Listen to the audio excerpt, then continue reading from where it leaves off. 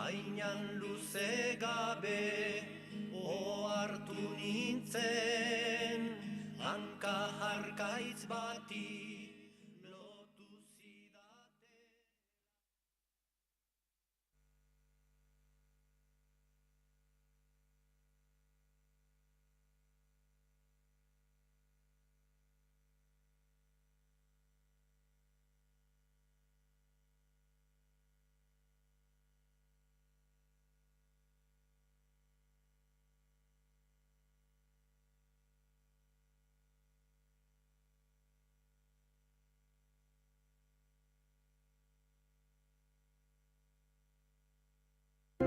Zertzan arananoiri, Sabin, utopiko handi bat. Utopikoak egiten diote munduari aurrera arazi. Zuek utopikoak ekarriko duzute Euskadiko askatasuna!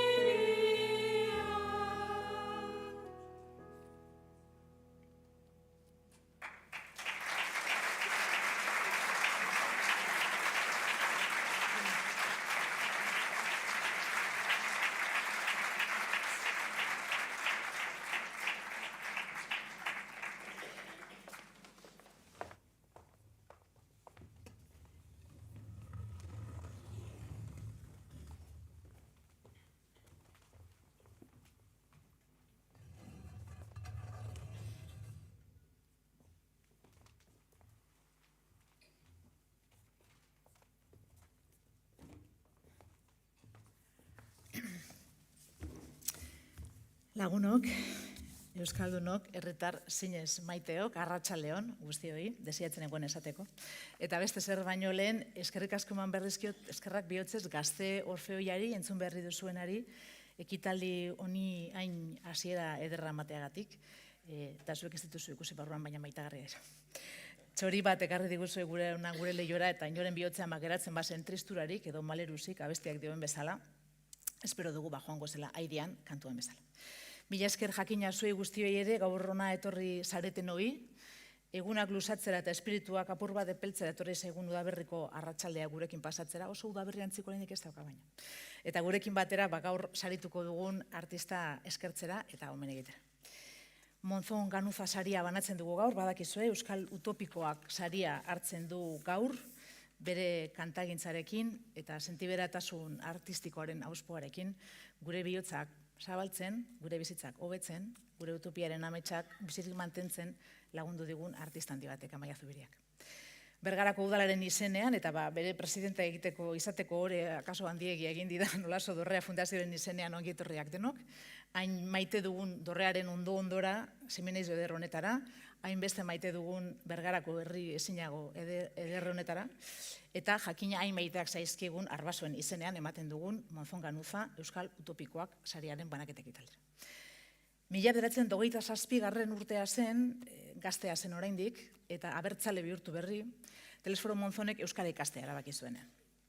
Eta erabaki fundamental horrekin eman zion hasiera euskararen eta euskal kulturaren sustapena ardatz izango zuen Euskal Herriaren aldeko bizitza osorako ibilaldi bati.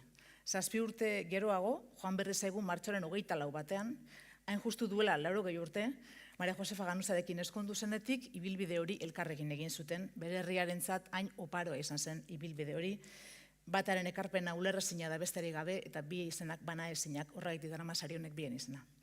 Politikaren arloan ez dizuendik kontatu behar, Telesforo Monzon zinegotzi izan zen, bere sorterrian, Bergaran, Gorteetako diputatu bai Madrilen, Euskal Alderdi Jeltzalearekin Gipuzkoa buru batzarreko lehendakaria, Eusko Jaurlaritzako gobernazio sailburua, Herri Batasunako mahaikidea, Eusko Jaurlaritzako kultura sailburua, horrez gain, Euskaltzaleak elkarteko kide izan zen, Eusko Ikaskuntzako 7. biltzarraren antolatzaile, Euskara Eguna, bertsolari festa, abesti jai, dantzageri, ikasle bilkura, antzerki, 1000 ekimen antolatu zituen.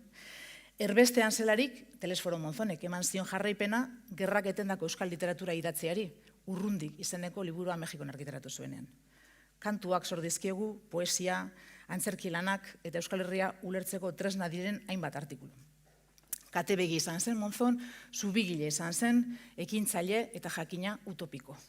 Horregatik, 2021 batean, bere heriotzaren 40. urte hurrenean, Olaso Dorreak eta Bergarako udalak, elkarlanean Monzon Ganuza sari hau sortu genuen, Telesforo Monzonek eta Josefa Ganuzak bezala Euskal Herriaren, euskararen, euskal kulturaren alde bizitza osoan zehar jardun duten personen ibilbidea aitortzeko. Lehen saria Libe Goñi jaso zuen, Andoaingo ikastolako zuzendaria, Ipar Euskal Herriko ikastole mugimenduko aitzindaria, euskararen aldeko ekintzaileen ekaezina. Jose Luis Elkorok eta Mari Carmen Aiaztu jaso zuten gero, Bergarako ikastolaren sorreratik bertatik aberriaren aldeko ekintzaile borrokatu bik, 1000 borrokatan arituak, 76ko alkaten mugimenduan, Sibertan, Ikurrinaren legeztatzean, euskararen aitortzan, autonomiaren aldeko borrokan, 2023an Xabier Amurizak jaso zuen, zesango dizuet, Gogorra Paiz mugimenduaren bultzatzailea izan zen, Zamorako kartzelan presoa, Zornotzan zinegotzia, Bizkaiko batzar nagusietan kidea, Eusko Legebiltzarrean parlamentaria, eta horrez gain itzultzailea, poeta, saiakeragilea, eta horrez gain gaur egungo bertsolaritzaren loraldi ikusgarri honen aitzindaria maila handi batean. Eta iaz hemen Jose Mari Esparza jaso zuen, metalgintzako langilea, Altafaia eta Txalaparta argitaletzen sortzailea, idazlea, editorea, eta lan memorialistiko eta entziklopediko fundamentalen egilea, eta zer esanik ez abertzale mendera ezin bat. Sariak merezi behar esaten direla, hori jakintzat ematen da, baina egia esan, zen mereziak diren eman ditugun sariak hori esan nahi genuen. Horren beste esaten ez dena da, sariak merezi esateaz aparte egin daitezkela, hemen daukazu adibide bat, eta guk duela 5 urte sari hau ematen hasi ginenean, pentsatu genuen norbaitek egingo bazituen sariak komeni zelalik eta saririk ederrenak izatea, ezta? Eta 5 urte hauetan Monzon Ganuza sariak egin dituzte euren talentuarekin eta ofizioarekin eta edertasunerako zeinarekin harritu gaituzten artista gazteek. Belaunaldien arteko elkarlana egiten eta indartzen lagundu digute eta uste dugu Monzon Ganuzatarri ilusio berezia egingo ziela euskal artista gazteen talentu ikusteak. Aurten Nagore Amenabarro hautatu du epaimahaiak, versatilidade handiarekin lan egiten duen artista gaztea, nazioartean ere formakuntza baduena, esperientzia ere bai, sorpresari, ezustekoari, irudimenari leku egiten dion artista bat, zentzumenak eta adimenabiak suspertzen dituena. Amezketarra da, eta beraz euskal utopikoak saria egitea bereziki aproposa iruditzen zaitez. Behar bada hitzekin daukadalako nik pasioa badakizu. Gure gaurko utopikoarentzat eta ameslariarentzat berak sortu du Txorien kantuak bete duten paisaia izeneko artelana. Iaz Gala Kenner artista izan zen, Jose Mari Esparzarentzat saria sortu zuena, He Was an Adventurer saria, duela 2 urte Iker Serrano izan zen artista gaztea, Aitz Erroa sortu zuen Amurizarentzat, Laida Lertxundik Landscape Plus izeneko lana egin zuen Jose Luis Elkoro eta Mari Carmen Aiasturentzat. Eta 2021 lehen urtean Amnesia Kolektiboa izeneko lana jaso zuen Libegoinek Salua Ipinaren eskutik. Denekin sentitzen gara eskerroneko eta badakigu edertasunezko zor badaukagula denekin. Eta horren beste hitz egin ondoren, izu dengo naiz, eta gonbidatu bati emango diot hitza, tamalez ezin izan du ona fizikoki etorri, baina egon nahi izan du hemen, eta dago hemen gaurko saritua ondo ezagutzen duen emakume bat, eta gainera poesiaz, hizkuntzaren musikalidadeaz, eta beraz edertasunaz asko dakien emakume bat. Belaunaldi kolosal harrigarri batean euskal poesiaren aitzindari izan zen, eta agur bat bidali nahi izan dio gaur, euskal kantagintzaren aitzindari izan den Amaia Zubiriari beste Amaia batek, Amaia Lasak.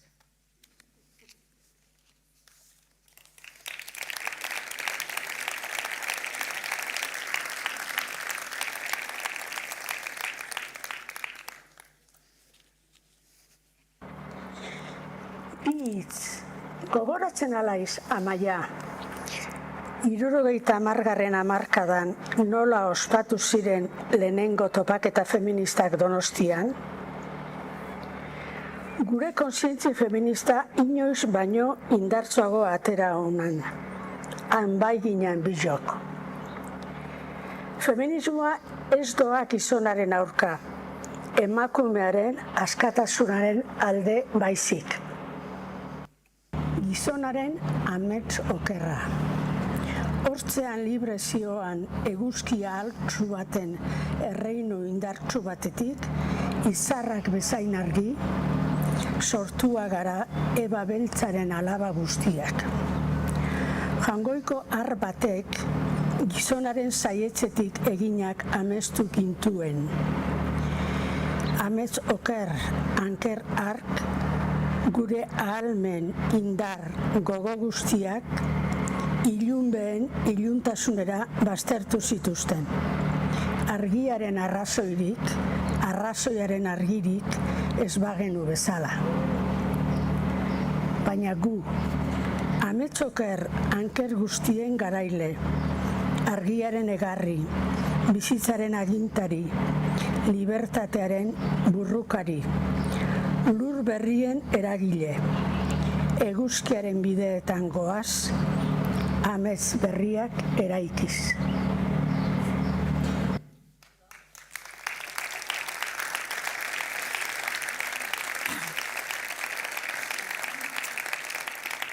Egia esan, bere lehen poesia liburuarekin, Itsasoko izakiarekin agertu zen Amaia Lasak gure poesian, Botticelliren kuadroan bezala itsasotik sortutako izaki bat bezala, eta ikusi duzu emakumeen gorazarre eginez, pekatu originalen kontrako mezu askatzaile batekin, eta horregatik ere nik neuk eskerrak eman nahi dizkiot, atrebentzia barkatzen bai oso.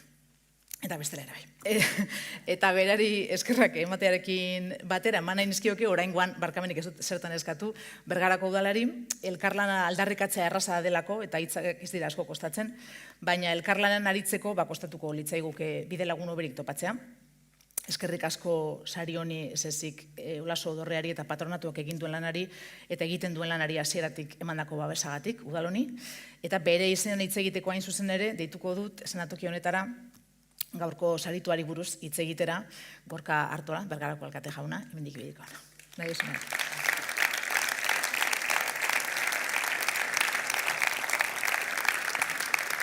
Eta utziko dizut zuretzat, egia esateko, hain erosoa den atrila.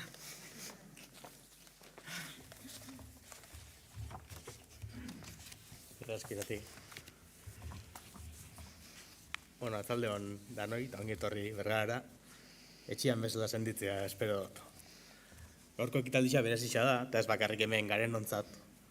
Amaia Zubiria omentzeko elkartuga, esan da bezala, eta horrek aukera ematen dozku bere bilbide oparua goratzeko, haren ekarpena aitortzeko eta batez be, bihotzez eskerrak emoteko. Zure izena, Amaia, ez dago soilik euskal musikan grabauta, zure ahotza, sorkuntza eta interpretazioak eta zure presentzia Euskal Herriaren kulturrondaren parte die. Belaunaldi askoren oroimenaren parteza, eta zure doinuek gidatu gaituzten baitxasunez, gogoetaz eta askatasun nahiaz beteriko bidian. Gaur beste urte betez, hemen bilduga Monzon Ganuza Euskal Utopikoei saria emoteko. Eta sari honen espirituak badauka zerikusi handia zeure ibilbideakin. Telesforo Monzon eta Maria Josefa Ganuzak bezala, zuk bezin itxi dozu Euskal Herriaren kulturalki aski izateko bidian. Utopio hutza emoten zebana errealitate indozu, eta beste hainbateetan inspirazio iturri izan za. Zentzu horretan uste dut badala momentua zu eta nolabait gaur zeuk ordezkatzen dituzen bezalako emakumiek kultura arloan egindako lanaren aitortza eitzeko. Euskal Herriak beti izan dau musika bere historia kolektiboaren parte moduan, eta historia horretan zure ahotzak bere tokisa hartu dau. Aizea taldearekin hasi zinenetik, 77an esaten zoztasun ointxe, Xabier Leteen ondoan jarraitzu zinuan arte, eta gerora bakarkako ibilbidean, zure estilo berezi eta berezgarrixak Euskal kantagintzan marka sakona utzi dau. Euskal doinu tradizionalen arima eta mundu zabaleko soinu garaikidiak uztartzen asmo dozu, baina beti zure sustraiei lehia izan da. Horregatik, zure ekarpena ez da mugatzen interpretazio utzera. Zubi bat eraiki dozu igeraganaren eta etorkizunaren artean, eta hoxe da erreferentiek itzen dozuena, bide berrixak urratu. Euskal musikagintzan, zure lana intzindariz izan da, ez da erraza izan emakume batentzat euskal kulturaren lehen lerroan egotia, eta zuk ez ezik, zuk zabaldu dituzun atiek badauke balioa. Musikaren historian, sarri bazterrian geratu zaten emakume askon izenian, zure ahotzak alduntziaren eta talentuaren lekuko izaten jarraitzen da. Gaurko menaldi hau ez da bakarrik zure iraganeko lanari aitortza eitzia, baita aurrera begira zure eragina gogoraraztea be. Euskal kulturak zutabe senduak behar ditu eta horietako bat basa. Baina zutabe horrek ez diek geldik geratzen. Haien inguruan belaunaldi berrixak hasten die, eta transmisio horretan asmatziak eskatzen zaitzuela adierazi zoztasun, azken asteetan izan ditugun telefonozko elkarrizketetako baten. Aurretik, sarixa merezi sinuala uste baneban, izandako elkarrizketa soil honek neri iritzi hori indartu estek estoztein. Utopia helburu, bizitza osoko jarduna, eta lagako dozun, eta lagan nahi dozun oinatzak, Monzonan Ganuza sari honekin indartu nahi ginituen balioekin primeran eskontzen dialako. Amaia, gaur hemen garen danok, bihotz-bihotzez esan nahi dutzugu, eskerrik asko zure lanagatik, zure ahotzagatik, eta gure ondare kulturali indako ekarpenagatik. Zure musika beti bide lagun izango gulako, mila esker.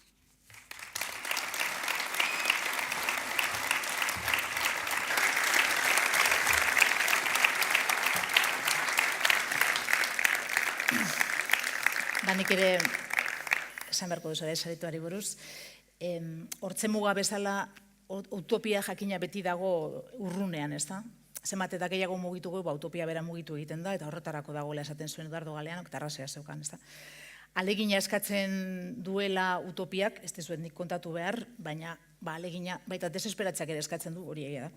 Eta utopiak alegina ez ezik ematen du, uste dugu, bide egokian goazela jakitearen poz hori, eta geure buruarekin konforme gotea, geure kontzientziarekin baketan ere bai, geure bihotzarekin lagun, eta geure harimaren jabe. Zailtasunak badirela bide horretan badakizue, batzutan dena izaten dira zailtasunak, eta oztopoak, eta bidean agertzen diren harriak, ez da? Euskaldunok hortaz badakigu zerbait, zebeti biligara Sisifo bezala mendian gora harria, mendian bera harria. Batzutan posagoz, azkenean mendian Euskaldunok ez da. Baina, eta bezatzutan esain pozik, baina herri egoskorra izan garenez, hemen jarraitzen dugu, arrezko herri honetan. Berriz hastearen aukera ez dugu galdu, eta hori ez da gutxi, eta errenditu behintzat, ez gara errenditu, existitzen jarraitzaren egoskorkeria honi eutxi egin diogu, ez da. Metalgintzako langileen borondate fierrarekin esango nuke, batzuetan fanatikoarekin ere behar bada, ez esan hemendik kanpo. Metalgintzako langileak izan gara eta azken baten, eta Kantabresen itsasoan arrantzaleak. Ez dakit, herri erraz bat ote garen ez dakit. Historia erraza ez dugu izan. Jorge Oteizak esaten zuen, herri zahar, noble, mindu hau. Eta nik uste arrazoia bat zeukala. Eskultoren herri bat izan gara artean, hori badakizu Oteiza bera, horren adierazgarririk handiena, artean izan gara, jarraitu dugu izaten metalgintzako langileen herri bat, eta hor jarraitu dugu materialekin pizkat obsesionatuta eta espazioekin obsesionatuta, ezta? Oteiza, Basterretxea, Txillida, Valenciaga ere bai, gure zinema zuzendari handiak ere ibili dira, espazioarekin oso harreman intimoa eta batzutan obsesiboa izan dute. Gustasunean formak sortzen aritu dira, ezta? Berbada mailaren batean ez da hain arraroa, errepublikarik ez duen eta nortasun handia duen herri bat ibiltzea artean obsesionatuta lekuak bilatzearekin. Metalgintzako langileak horre beti metala jotzen, baina ez bakarrik eskultoreak, izan gara kantarien herri bat ere bai. Eta ez ditugu jo metalak soilik, jo ditugu baita ere musika tresnak. Gaztelaneaz, ez dakit inoiz pentsatu duzuen, musika tokar esaten da, ukitu izango litzateke euskaraz, ingelesez play esaten dute jolastu, beste hizkuntza batuen ez dakit, baina euskaldunok jo egiten dugu musika. Alegia, auspoak edo egurrak edo sokak jo egiten dituzten artista asko izan ditugu, gure zorionerako, eta gure espazio huts horiek bete dituzte kantuz, eta nik esango nuke arimaz ere bai. Eta oso luzea da gure musikari historikoen galeria eta oso zabala arbaso musikalen gela hori ez, eta historikoak batzuk denok ditugu buruan, Gaiarre, Sorozabal, Arriaga, Iparragirre, Rabel, eta 20. mendean are gehiago, are ezagunak egiten zaizkigun beste hainbat esango nuke oso ikusgarria izan dela mende hori guretzat eta izaten ari dela 21. ere bai. Mikel Laboatik Mursegoren gana, ez da? Benito Lertxunde, Lourdes Uriondo, Amaia Zubiria. Eta horri iristen naiz, 70. hamarkadan lehen aldiz entzun genuen ahots honen gana eta emakume honen gana, gure sarituaren gana. Gorkak ia dena esan du, nik esango dut ilusio berezia egiten didala pentsatzeak Walt Whitmanen atetik sartu zela gure kantagintzara. Maitasunaren poeta politiko bat delako eta poeta erromantiko politiko bat, ez da, nire oso bihotzekoa. Handik pasatu zen gero haizeara, gero etorri dira Pascal Gainerekin bikote artistiko bezala oso urte oparoak, entzun dugu Amaiaren ahotsa hainbat diskotan, hainbat kantarirekin, entzun dugu baita pelikuletan ere, eta ez bakarrik bere ahotsa, bere musika ere bai, euskal zinemagintza izan den deskubrimendu 20. mendeko eta 21. mendeko deskubrimendu handi horretan, Amaian musika entzuten da, La fuga de Segoviatik, Zergatik Pamposeraino, edo Santa Cruz, El cura guerrillero, eta beste hainbat pelikuletan, euskal zinemagintzan entzat oso ikonikoak diren pelikuletan, ez da? Gorkak esan du, tradizioa berrituz egin duela ibilbide bat, batzutan taldekidekin, beste batzutan bera bakarrik, eta tradizio hori birsortuz eta gaurkotuz, eta belaunaldia baten benetan parte esanez, gogoratu digu gauza bat, behin Xabier Amurizak esan ziguna, asko gustatzen zaidana, berak esan zigun, etorkizuna bezperan dago. Eta nik uste dut hori frogatu digutela askotan kantariek ere bai, ez? Eta belaunaldi harrigarri honek gure etorkizun utopiko horrek edo gure utopia futuro horrek behar duen guztia dagoeneko nonbait badaukagula. Arbasoen gelan dagoeneko badagoela. Eta behar dugunean, ara joatea besterik ez daukagula, handagoelako biharko eta betiko.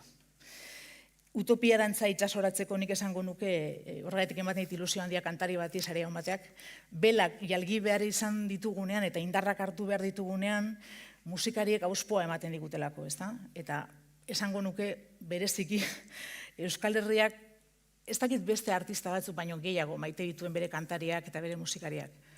Esango nuke behintzat modu intimoagoan maite dituela. Eta oso bere bihotzetik hurbil dituela. Behar bada, oskola pizka gogorra daukagulako euskaldunok, ez? Eta hor jotzen duten musikariek arrakalak egiten dituzte eta barruan dagoen guztia pizka bat zabaldu egiten da, ez da? Eta hori horren beharra handian gaudelako. Eta arrakala horietatik sartu den musikarekin berriaren bihotza egin dute postu, eta horregaitik Amaia bihotzez maite zaituzte herri honek. Eta honen bestez, dagoeneko guia asko hitz egin dugunez, eta honekin behar bada frogatu dudanez ze necesario, ze importante den musika gure bizitzetan eta ze tristeak lirateken ekitalde musikare gabe. Deituko ditut bi persona azken atokira, deituko dut oial horren atzean dagoen artelanaren egilea, Nagore Amenabarro, aurtengo saria egin duen eta emango duen artista, eta eskertuko dizut beretzat txalo bat.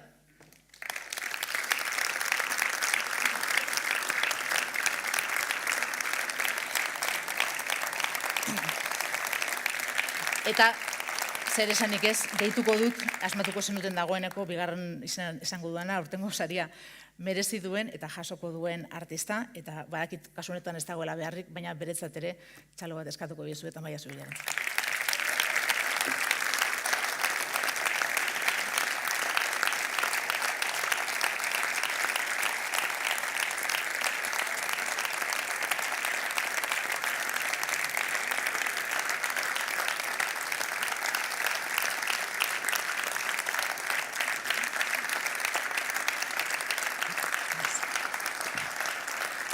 Bai, Amaia.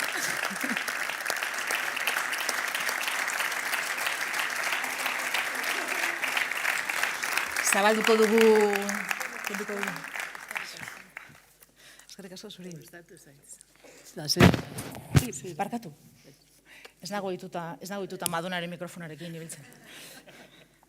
Nahi duzuenean... Bai, nahi duzuenean ikusiko dugu denok zure oparia? Orain arteko bakarrik ikusi dugu eta. Eta utziko diot Atrila Amaiari berak hitz egitez. Zeure da, hitza. Ataka batean jarri naute, Oain etxe bat erosi beharko dut. Ez zaik abitzen erian.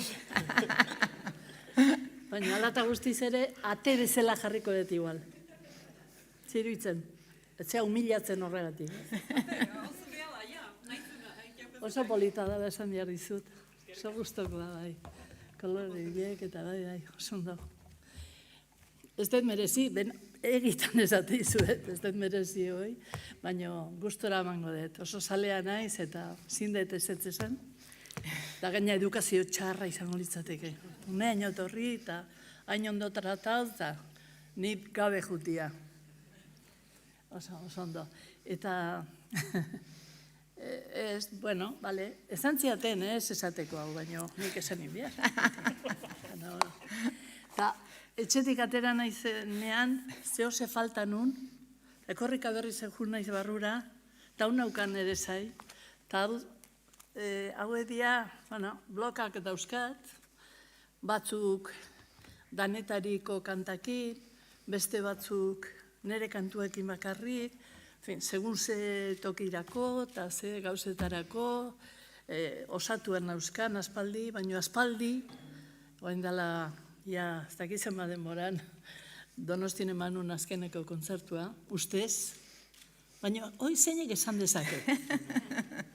Egitea, zatik naiz nien nionua, azkenekua, nek ikusi nun, han borobil bat, azkeneko borobila pentsatzen nun eta izten zala. Eta esan dut, kumplitu deu. Desente egitea tokatu zaigu, guztua egin deu lana, oire ez da txarra, Aber, nahi esan, zue langileak izango zeate, ila denok. Eta ez paseate, asarretuko naiz. Batzuk bai eta beste batzuk ez da gondo.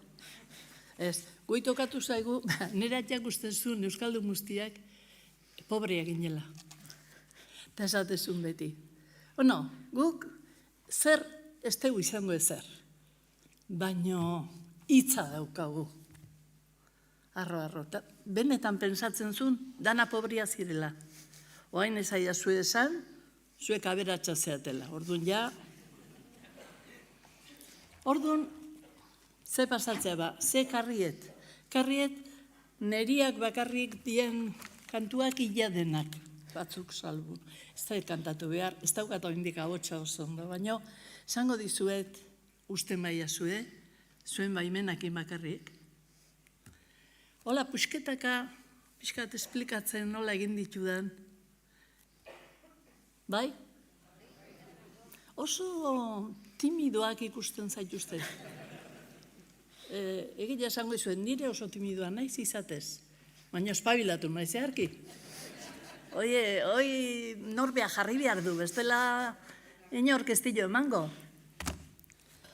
Bueno, babira, lehendabiziko kantetan nola nengoen, pixkat intzaitezten ideia. Sartuan nintzen bete-beterik besteen gezur munduan. Eta azkenin, eien gezurrek ia sinisten nituen. Hor nire nortasuna, egal mostuen luma, deseginduak hor lurrean. Norabidea guzti galdurik, erotuaren moduan. Horrela, ateran izan ni etxetik, urte asko pasa ondoren, beste gauzetan. Umiak izaten, lehenbizi eskondu initzan, ez? Harrek abisatu bihartzian zeo zertaz, baino enun jakin nahi izan. Da gero umiak hain gusto hartu nituen, hain eriak zian, hain maitagarriak izan dia beti, baino, ira. Alare joan egin nintzen eta beste bizitzat hasi nun. Eta orduan konturatzen nintzen lehenoko akatsetaz, eta berriz egingo ez banu bezala, berriz errepika ez banu bezala, eta bai. Gero, horrek ere, besteik ez dugu egin, baina pentsatu, bueltak eman gauzai ikeragarri. Halako batian, ni banakin txiki-txikitatik ez nula jangoikoik sinisten. Ezin nun, nahi nun, beti nahi nun, beti jangoikoen bilen.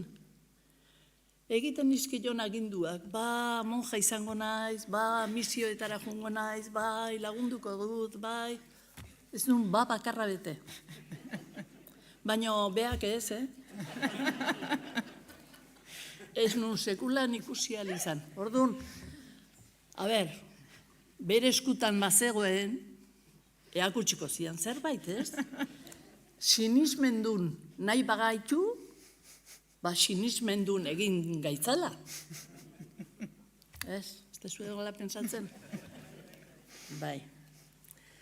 Orduan, aiaitzen da, azaro lehen da biziko eguna, askotan juten ginean, garbitzeare bai, bialtzen ginuzten, umia ginela, eta hoi ez diegun melanak, baina gujun, eta bidean histori beltzak eta bat abestiai kontatzen da. Zuek ez altzeate ole ibili, azaroan lehenian, obesperan igual. Ez, eta gero bueltan korrika etxea berriz. Bueno, ez dezue asko bizi izan. Niko lakuak, kriston beldurra pasa ditut, Eta gero, ateatze zeizu. Heldu zaigu azaro eta ez nago oparo. Elizkizunik ez dut nire hilei eskaintzeko. Ateo naizen ezkero, neronek ez ditut nahi, kantuak lore hilez eta itxurak gero. Maitasun eta ore, ez ziren inoiz garaiz, elkarrek ilan etzen bizipoza bezala. Hiltzen gaituen espatak, bedeinka ez gaitzala. Eta hola. Ez uste eta aspertu nahi, nik bakarrik hola. Gero, noiz bait, beste gauza gozoagoak ikusi nituen, bizi nituen, bizi izan nituen, eta gaina sinistu nituen. Eta naiz eta hautsi, galdu, ahaztu, baina sinisten jarraitu. Hoi polita da, Hoi bizitzak akusten dizun gauza bada, eta galtzen dituzu, ze horrek hil igual, ametxoiek, eta ala ere urrengoan sinistu. Hola gea, bai. Paradiso bat nuen guretzat ametxetan. Biona zen ere mutik bidali egin nindun esnatu nintzalarik.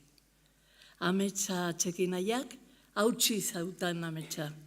Pasara zia zorria. Denbora neurri zehatza nabarmentze zorretan, paradiso izkutua, biontzat asmatua. Horrek bere dolurik badu, festa behar zuenak, zatostela dantzara zion oraindik denak. Ordea, usteldurik, dagoeneko zirenak, gereizi gorrienak, usteldurik lurrean. ekaitz bortitz antzera igarointzen nigandik. Agian azken bagoia, agian azken trena, agian azken poema. Aitzin zegoen egira begiratu ezina. Zaharrok bat batean dugula usain ezberdina. Amorante ordeari kalaketan entzuna, lapurtu artio lotxa, lokastu artio estima. Gorputz liberatua ezin artio kontsola, baztertua zorra, nik ez dakit nola, egun batian odola.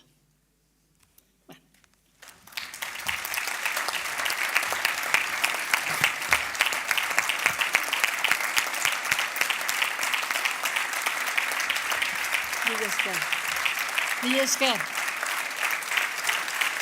Nik deituko diot, eskerrak emango diziot nik ere Amaiari, beste Amaiak bezala lagundu diguzuelako bekatu originalaren mito hau deseraikitzen, eta geure posten bilaketan, geure benetako geurera itzultzen, ez? Sari hau ematen dugun Bergarako Udalaren beraz eta Olasodarren esenan ez ezik, geure eta zeure herriaren esenan eskerrak eman behar dizkizu. Guk hitzekin esan dizuguna edo esaten saiatu garena, euskalduna garenez badakigu beste modu batera hobeto esango litzatekeela, ezta? Eta horregaitik esan nahiko genizuke, eta eskatuko diet eskenatokian sartzeko, euskaldunok esan ohi dugun moduan aurrezko batekin, guri saria onartzen ohorea egin diguzunez, ohorea jakin dezagun zeuk merezi duzula. Nahi duzunean eskak?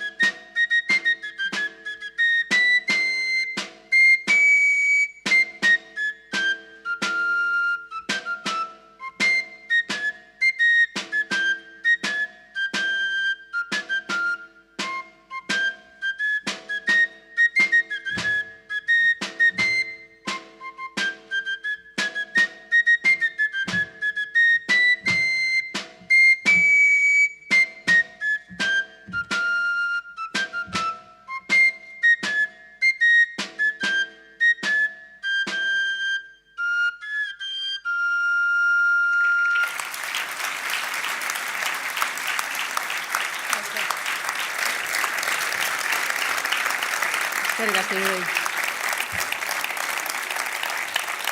Eta azken kantuz hasi garenez, eta dantzaz hor egiteaz gain, eskerrak eman nahi dizkio Amaiari, kantuz ere bai bukatzeko, gure bizitza kantuz bete dituelako, eta nahiko genizuke eskerrik asko esan, asko, zure ahotsan ezagutu dugun edo genuen kantu batekin hobeto esan da, zuretzat Txomin Artoraren ahotsan esango dut, eta kantu hori abesteko, gezurrik ezan espadidate daude, sebinaiz honetan, gure artean hemen eserita, niretzat ilunpetan, hainbat abesbatzetako kide egon dira gurekin, eta zuretzat Amaia, eta guretzat kantatuko digutenak, guretzat zeurea den kantu bat, zuekin guztiekin beraz, nahi duzuenean kantatuko digute Markesaren Alaba.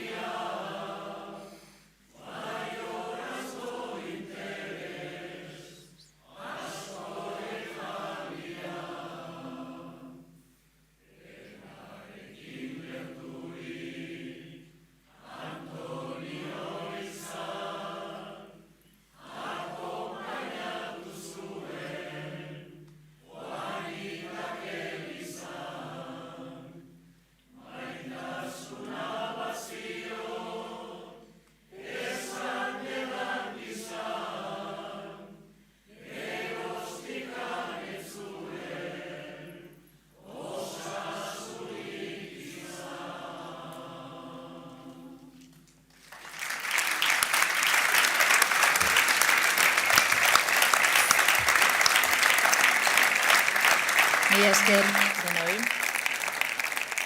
Hau ere bada musikaren magia apur bat, ez? Hain historia triste bat entzun dugularik, era berean sentitu dugula, tristezia eta poza, ez? Musikak ekartzen duena. Hori da uste dut bere magiaren parterik misteriosoena.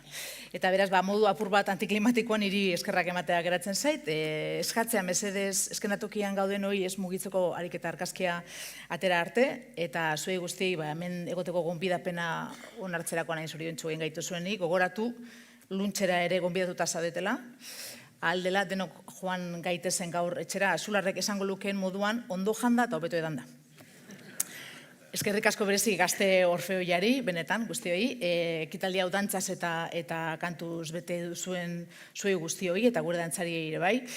Apur bat beteago sentitzen lagundu baitu zuelako eta apur bat zabalago ere sentitzen ditugu harimak orain, eta bihotzak apur bat gora gore bai, eta espirituak apur bat suspertuago behar bada, eta suak biziago behar bada apur bat baino gehiago. Eskerrik asko guztioi.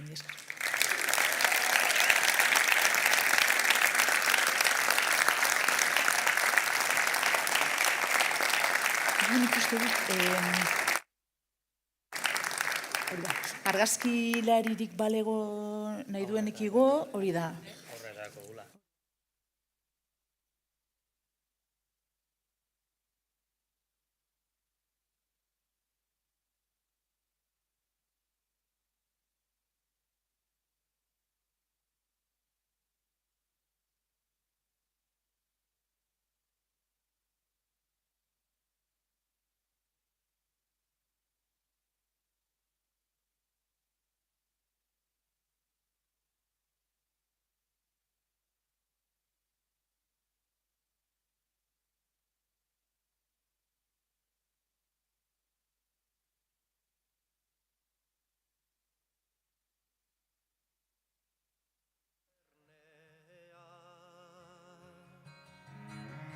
Arto muske mendi baserri zaharra ale gorriz abailduta sagarra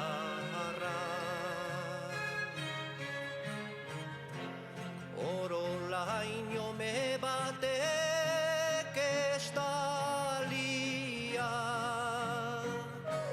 urre zoro eguzkiak jantzia nekazari gizandi bati duri